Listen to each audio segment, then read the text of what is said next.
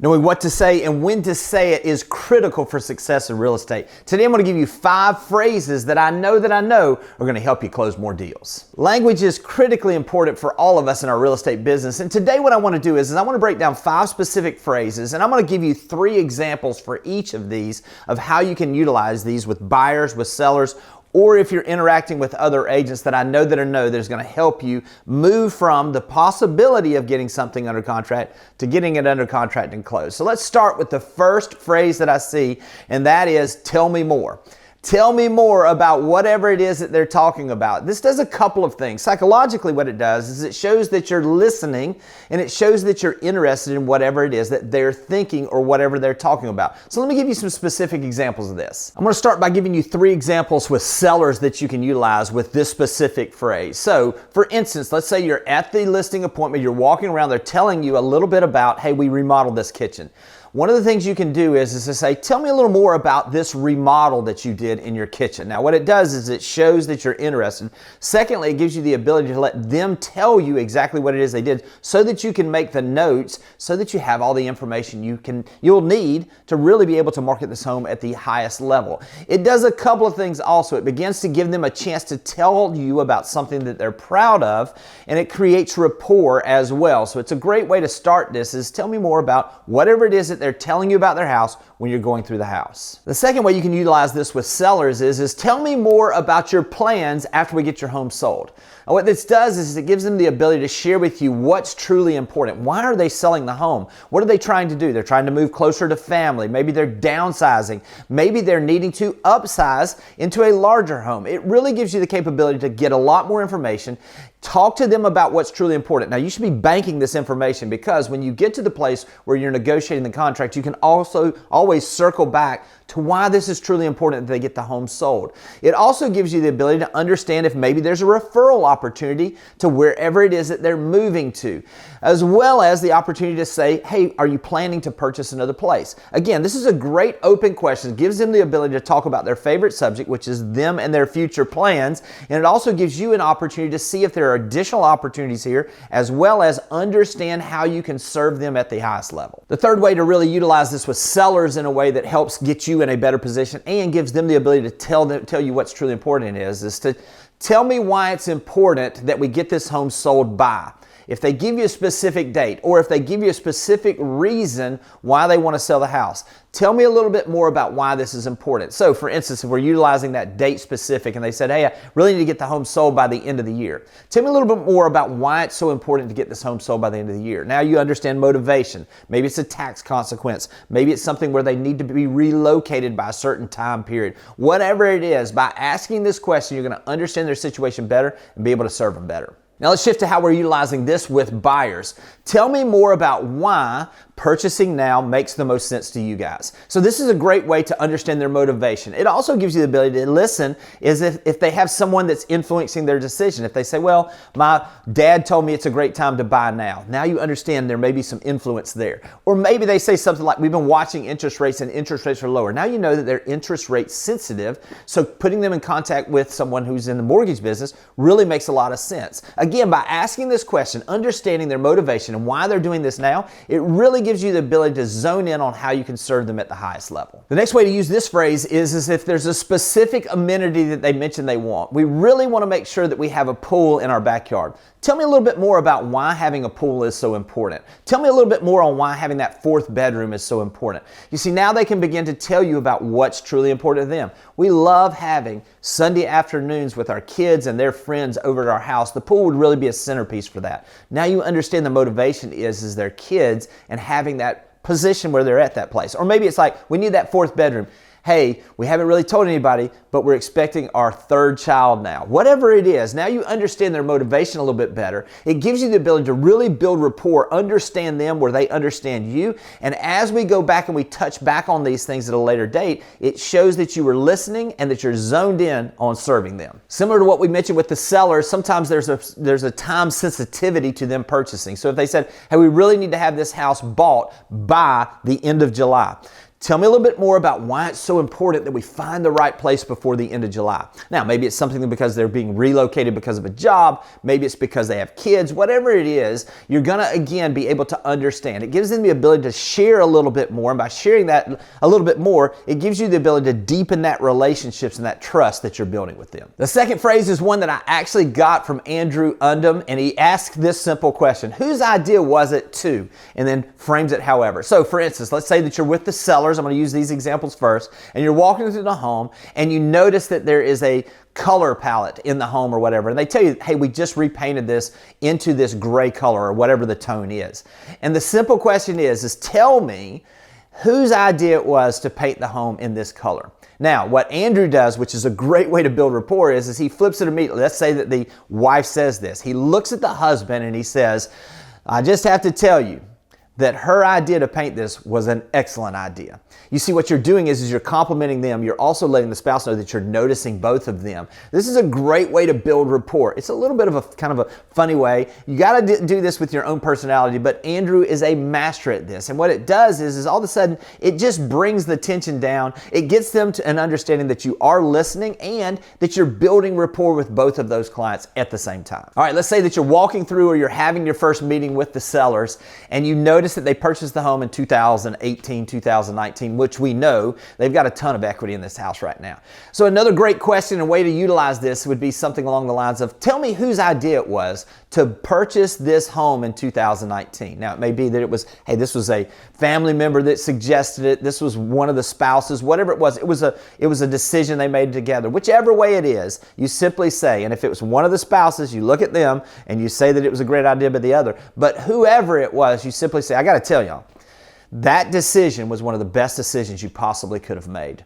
This is a great way to really frame things in a way where you're asking and you're utilizing a question, but you're showing them that they have made a good decision. I'm going to tell you something. Anybody that tells me that I've made a good decision, they are building rapport with me. They are complimenting me, and I love getting those compliments. Now, this is another one that you can utilize that really fit it to your personality, but somewhere along the lines is whose idea was it to call me to come over and take a look at your house and see if I might be a good fit for you? Whoever says that it was their idea, again, look at the other spouse and say, I have to tell you, they made a great decision. I am excited to sell your home if this works out that we're going to work together, because this is the exact type of home that I love selling. You see, by doing this, you're utilizing this phrase to, again, build some rapport, but also you're showing them a little bit different side to you where you're not just selling them, you're actually talking and being a real person with them. And that always helps move the process along. All right, let's shift over to the buyer side. Very similar. So we're going to utilize the same framework, but basically it would be something along these lines on the first meeting or maybe the first consultation you're doing with them. Whose idea was it to potentially buy right now? And whoever they say, you look at the other one and say, this was an excellent decision by them. Then you go ahead and you talk about the reason why. Maybe inventory is up, maybe mortgage rates are down, whatever it is. You show them the reasons why their decision makes a lot of sense. And this is a great way to continue to really bridge from them knowing you to beginning to like you. The next way to use this with buyers is whose idea was it to look in this specific area? And then once they tell them that, reaffirm that it was a great decision and tell them why you agree with that decision based on whatever it is that their situation is. Maybe it's in a great school district. Maybe it's in an area that's close to amenities they love. Whatever it is, just reinforce that decision by telling them they're making a great decision. Just like we did on the seller side, another great way to do this is whose idea was it to call me to potentially help you guys find your dream home? And once they say that, we reaffirm that decision. And then we drive that home with the reason why we're passionate about helping buyers like them. I love helping young families like you buy their first home. I love helping families find their next investment property. What I really have a passion for is helping buyers just like you shift from moving from their original home to that next home that really they can grow their family and build something for their future in. You see, when you reinforce those decisions, you show your passion for what it is to come in line with the decision that they've made. Now we got something that's really going to work. The next phrase that's so powerful is, what do you love about? Now, I'm going to shift and talk a little bit about sellers first. Obviously, in this one, I'm going to give you 3 examples of this.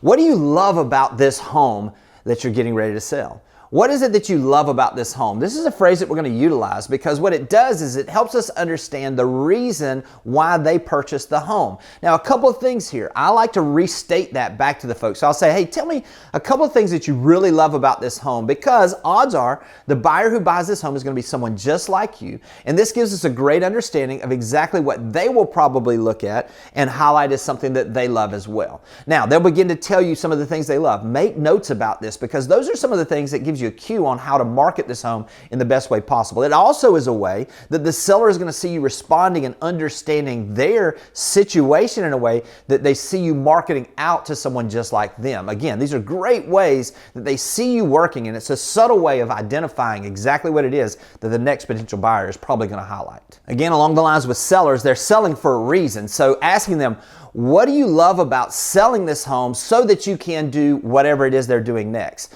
See, this gives the capability for them to share with you what they're excited about in the future. Again, it's anchoring back to what the true driver is for them selling right now. And so whatever that is, reflecting back and reinforcing that by telling them that I agree, that's a great decision and that makes complete sense to me. And I'm going to stay focused in on the reasons why you're trying to get this home sold as quick as possible with the least amount of hassles so that I can help you move on to that next thing that is in your life. You see, when you do this, it gives the seller the ability to understand that you're really focused in on them. It's not just on focusing on the commission. You're focused in on getting results that are important to them. Another great way to utilize this question is why have you loved living in this area? Now, this is where they're going to highlight some of the amenities. They're probably going to highlight some of the things, the ability for them to get in and out, the quietness, whatever it is. Those are all factors that are probably going to be a factor in the next buyer. So making a note of these things helps you in the way that you can market this home, and also gives the seller the ability to talk about things that they truly do enjoy.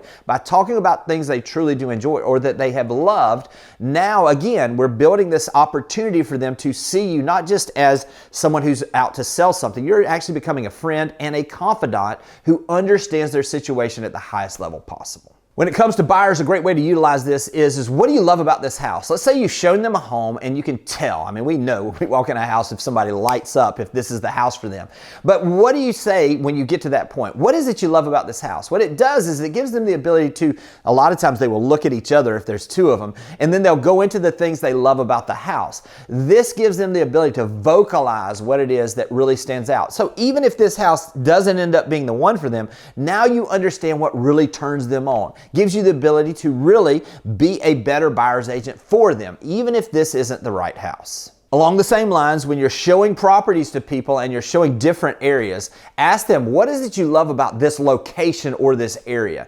Now, what this does is it helps you zone in that maybe if you don't find the house on the first time that you go out and show them property, you begin to zone in or locate and really funnel down to exactly the area they want to be in. This helps you serve them better. It also gives them a better understanding, because what I like to follow up with this a lot of times is hey, we've really looked at a number of different neighborhoods. What did you love? You mentioned when I asked you that question about what did you love about this area, you said this. Does that mean that you'd rather be in this area instead of this neighborhood, or in this area instead of that area? See, it really helps you identify the best way that you can serve them. And it also gives you the ability to maybe cut down on showing so many houses to folks where you can zone in on the right one earlier. Now, this is one that I specifically use for first-time home buyers, or maybe it's a first-time investor that we're talking to is what do you love about the idea of buying instead of renting? Now, that's for a first-time home buyer that's buying their primary residence. Gives them the ability to understand exactly the benefits of that. You understand what's driving them. Also, if it's an investor, what do you love about the idea of buying your first investment property? Maybe it's cash flow, maybe it's building equity, whatever it is, now you understand exactly where they're coming from, which gives you the ability that if you need to, you can educate them a little bit more of some of the additional benefits, or maybe there's some myths out there that they're believing that you need to make sure you get in line correctly as you start the process. All of these are great questions to ask. All of these are great ways to build rapport, and all of these lead to more opportunities for contracts. The next phrase that has been so powerful to me and probably put hundreds of thousands of dollars worth of sales commission in my pocket is, what would you like to do?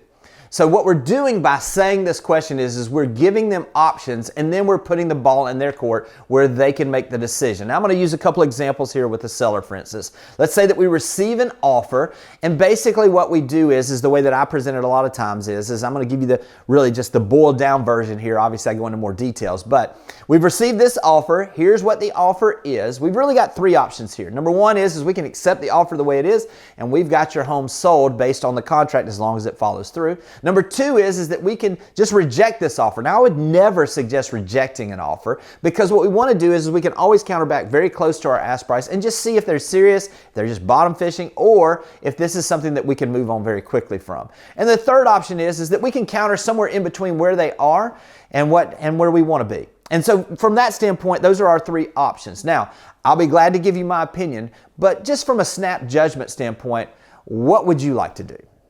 And see, what we've done is we put the ball in their court. Now, obviously, I'm going to go into more details. I'm going to share some of my opinion on these things. I'm going to give them professional background on valuation, terms, all of those things. But I want to just give you an idea so that you can begin to see how you can utilize this specific phrase where you're going in is, what would you like to do? All right, another great way when you're negotiating on a contract is if the seller, let's say that you've got everything down and you're just $5,000 apart. How many times have we had this where deals have fallen apart for $3,000 to $5,000, maybe even $10,000, and we know it was probably best for the seller just to accept this. So here's the phrasing that I've always liked to do. What I like to do is to say, hey, listen, we're basically $5,000 apart right now. Now, I want to present this to you in a way so that you kind of understand, because based on the terms, as long as they follow through in these terms, your house is sold for this price point.